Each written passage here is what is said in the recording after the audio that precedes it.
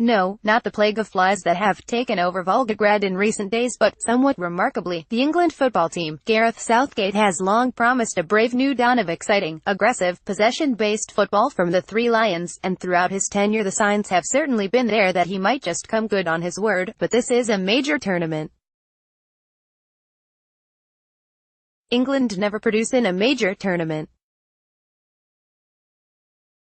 Certainly not since the turn of the millennium. Here they were, though, at times during the first 35 minutes of their World Cup opener, tearing through the Tunisia defense with ease.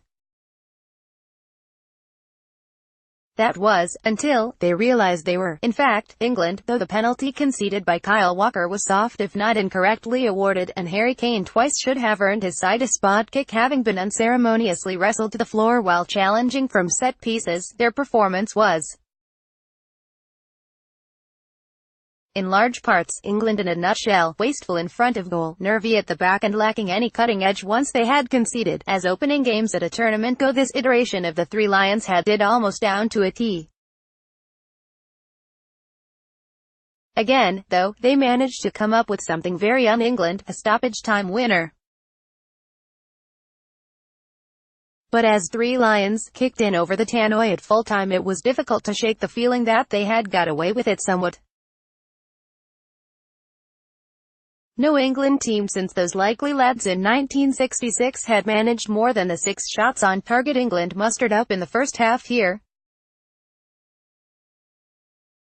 Unfortunately, it was the numerous efforts from close range that they failed to hit the target with that almost cost them. Jesse Lingard, John Stones, and Dele Alli were all guilty of missing the target when presented with opportunities from inside 10 yards. Raheem Sterling had an offside flag to thank for perhaps the worst miss of lot, not that certain corners of the English media will likely let him forget it. This was an England team that very much felt like one, with only 25 international goals between them prior to the tournament. Ashley Young's contribution of 7 only highlights the issue this young but improving team has in front of goal. They do, though, have Kane, who remains clinical. Though he may not have netted the hat-trick he joked he wanted to keep pace with Cristiano Ronaldo in the early running for the Golden Boot, his 2 goals were just as priceless. England must now ensure that, unlike Portugal and Ronaldo, they do not become dependent on their captain to dig them out when others are lacking the same bite of the winged pests that were here to greet them in their numbers over the past 2 days. Southgate now has 5 days to prepare his team for Panama on Sunday, with finishing practice set to be very high on the agenda in Rapino after what was, on the 22nd anniversary of England's uber-clinical 4-1 win over the Netherlands at Euro '96. Very much a tale England supporters have been told far too often.